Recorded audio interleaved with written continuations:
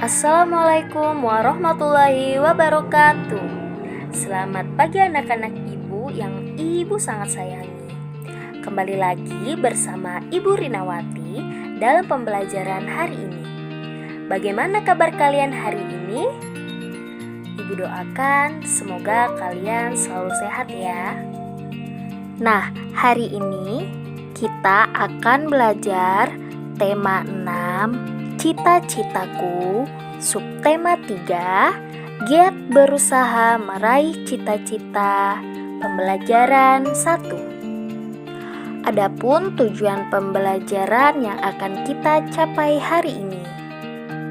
Anak-anakku yang soleh-solehah, sebelum pembelajaran pagi ini kita mulai, mari kita berdoa bersama-sama agar ilmu kita bermanfaat dan diridhoi oleh Allah Subhanahu wa Ta'ala. Berdoa mulai. Raditu billahi rabbah wa bil islami dina wa bi Muhammadin nabiyya wa rasula. Rabbi zidni ilma warzuqni fahma. Allahumma inni as'aluka ilman nafi'an wa rizqan thayyiban wa amalan mutaqabbalan. Amin. Perhatikan gambar berikut ini. Gambar tersebut merupakan kenampakan alam dari Gunung Lawu. Terdapat kisah inspiratif dari keindahan Gunung Lawu. Mari kita simak kisahnya. Kisah kakek Sadiman tanam pohon beringin untuk hijaukan lereng Gunung Lawu. Kakek Sadiman tinggal di desa Geneng, Kecamatan Bulukerto, Wonogiri, Jawa Tengah. Kakek Sadiman merupakan sosok inspiratif karena perjuangannya dalam menghijaukan bukit di lereng Gunung Lawu secara mandiri dan konsisten. Kakek Sadiman telah menanam ribuan pohon secara berkala mulai dari tahun 1996 dan merawatnya hingga sekarang. Aksi mandiri kakek Sadiman dalam menanam dan merawat pohon dilakukan bukan tanpa alasan. Kakek Sadiman merasa prihatin melihat kondisi lereng gunung yang gersang dan gundul. Kondisi ini telah menyebabkan terjadinya banjir akibat tidak adanya pepohonan yang mengunci air tanah ketika musim penghujan tiba. Karena kondisi ini pula lah, desa-desa di sekitar bukit lereng Gunung Lawu mengalami kesulitan mendapatkan sumber air bersih di musim kemarau. Padahal, ketika kakek Sadiman kecil, area tersebut sangat subur dan sumber air bersih melimpah. Sebenarnya pihak pemerintah pernah mereboisasi bukit di lereng Gunung Lawu tersebut dengan menanam pohon pinus. Namun hal tersebut tidak dapat mencegah terjadinya banjir dan kekeringan. Pohon pinus yang ditanam kurang mampu mengunci air tanah ketika musim penghujan tiba, hingga banjir pun tetap melanda dan sumber air bersih tetap tidak bertambah. Kakek Sadiman berinisiatif untuk menanam pohon beringin. Pohon beringin ia pilih karena dapat menyimpan dan mengunci air tanah ketika musim penghujan tiba, sehingga air bersih dapat terkumpul dan dapat mencukupi warga di desa Geneng yang berjumlah 340 kepala keluarga. Kini setelah 20 tahun lebih, suhu di sekitar bukit tersebut lebih sejuk dan segar karena area seluas 250 hektar telah rimbun dengan berbagai jenis pohon yang ditanam kakek Sadiman. Dalam melakukan aksi tanam mandirinya, kakek Sadiman tentunya pernah mengalami hambatan. Aksi kakek Sadiman ini pernah dianggap tidak wajar karena di saat warga lainnya menanam tanaman pangan, justru kakek Sadiman menanam pohon beringin dan pepohonan yang lainnya. Namun, kini aksi kakek Sadiman justru mendapat penghargaan dan apresiasi dari berbagai pihak. Kakek Sadiman pun terharu karena selama ini kakek Sadiman tidak pernah berharap imbalan ataupun ganti rugi untuk aksi tanam mandirinya. Menanam pohon memang hal yang mudah, namun konsistensi untuk merawat serta tidak merusak alam adalah hal yang lebih sulit. Oleh sebab itu, mari kita menjadi kakek Sadiman untuk lingkungan masing-masing dan mengajak orang lain untuk menjadi kakek Sadiman berikutnya. Bacaan tersebut dapat kita simpulkan dalam bentuk rangkuman. Cita-cita kakek Sadiman yaitu melihat lereng Gunung Lawu menjadi rimbun oleh pepohonan. Usaha yang dilakukan kakek Sadiman yaitu melakukan aksi penghijauan pada bukit di lereng Gunung Lawu.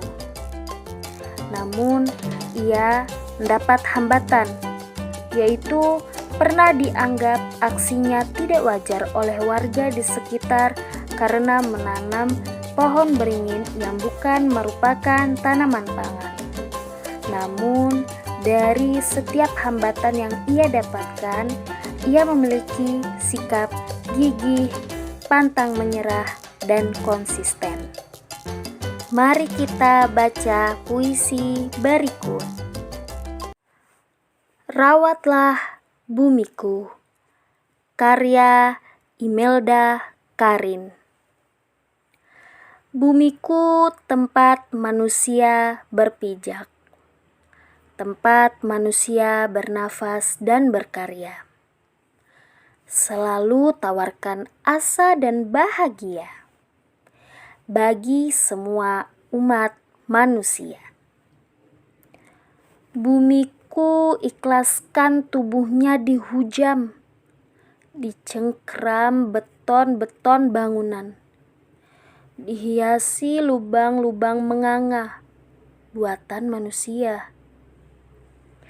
Bumiku sudah banyak yang kau berikan, sepantasnya lah kami mulai berbenah, merawatmu dengan penuh cinta sebagai tanda balas jasa. Tahukah kamu tentang deklamasi puisi? Deklamasi merupakan salah satu cara membacakan puisi tanpa menggunakan teks puisi. Orang yang mendeklamasikan puisi harus menghafalnya terlebih dahulu. Mendeklamasikan puisi bermakna menyajikan puisi dengan gerak dan ekspresi wajah yang tepat. Agar dapat mendeklamasikan puisi dengan baik, ada beberapa hal yang harus diperhatikan, yaitu memahami isi puisi yang akan dibaca, menentukan ekspresi puisi, gembira, sedih, tenang, dan kagum. Berlatih mengucapkan kata-kata sulit yang terdapat dalam puisi. Laki-laki yang mendeklamasikan puisi disebut deklamator, sedangkan perempuan yang mendeklamasikan puisi disebut deklamatris.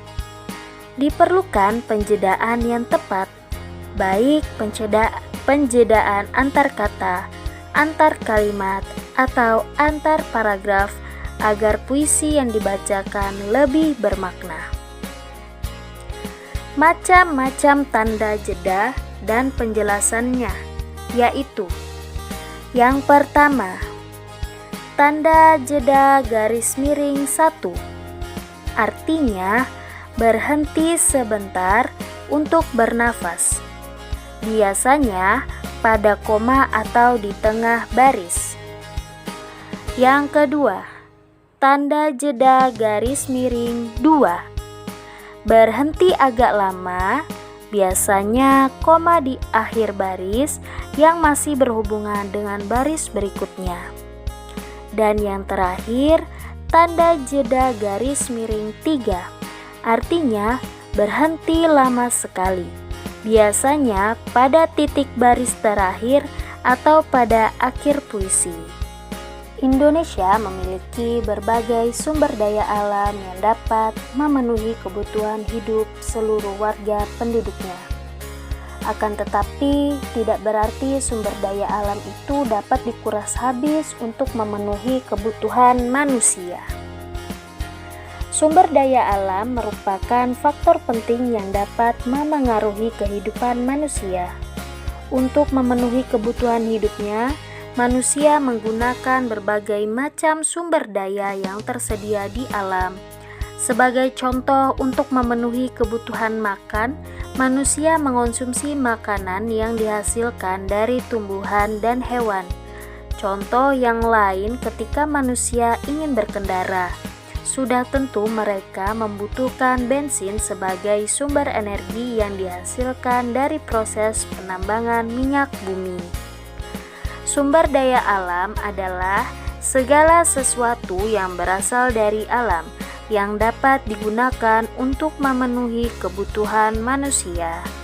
Seperti yang telah kita ketahui, sumber daya alam dibedakan menjadi 2, yaitu sumber daya alam yang dapat diperbaharui dan sumber daya alam yang tidak dapat diperbaharui. Sumber daya alam yang dapat diperbaharui merupakan sumber daya alam yang jika persediaannya telah berkurang atau habis akan dapat diproduksi kembali dalam jangka waktu relatif singkat. Produksi tersebut dapat dilakukan secara alami maupun dengan bantuan atau rekayasa manusia. Adapun sumber daya alam yang tidak dapat diperbaharui merupakan sumber daya alam yang jika dipakai terus-menerus akan habis dan tidak dapat diproduksi kembali oleh manusia. Sumber daya alam yang tidak dapat diperbaharui sebenarnya dapat diproduksi kembali secara alami. Namun proses produksi ini memakan waktu yang sangat panjang, yakni ratusan, ribuan, atau bahkan hingga jutaan tahun. Berbagai manfaat dari sumber daya alam tersebut tidak akan terus-menerus diperoleh manusia jika tidak melakukan upaya pelestarian sumber daya alam. Sumber daya alam dapat habis atau berkurang fungsinya jika tidak dilestarikan. Sumber daya alam yang dapat diperbaharui meliputi air, tanah, tumbuhan, dan hewan. Sumber daya alam ini harus dijaga kelestariannya supaya keseimbangan alam tidak rusak. Adapun sumber daya alam yang tidak dapat diperbaharui misalnya barang tambang yang ada di dalam perut bumi seperti minyak bumi, batu bara, timah, dan nikel. Jenis sumber daya alam ini harus kita gunakan seefisien mungkin, sebab pada batu bara misalnya baru akan dapat terbentuk kembali setelah jutaan tahun kemudian.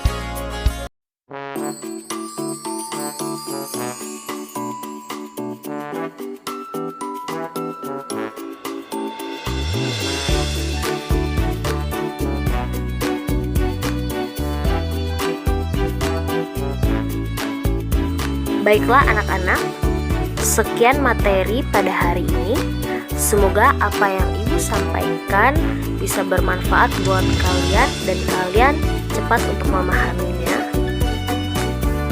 Dan Ibu berharap kalian bisa tetap fokus belajar walaupun keadaan dalam masa pandemi seperti sekarang. Dan ada baiknya setelah kita selesai belajar, kita mengucapkan Alhamdulillah, Alhamdulillahirabbil alamin. Terima kasih atas waktunya Ibu ucapkan kepada kalian. Semoga kalian selalu diberi kesehatan oleh Allah Subhanahu wa taala dan semoga kita cepat bertatap muka kembali. Wassalamualaikum warahmatullahi wabarakatuh.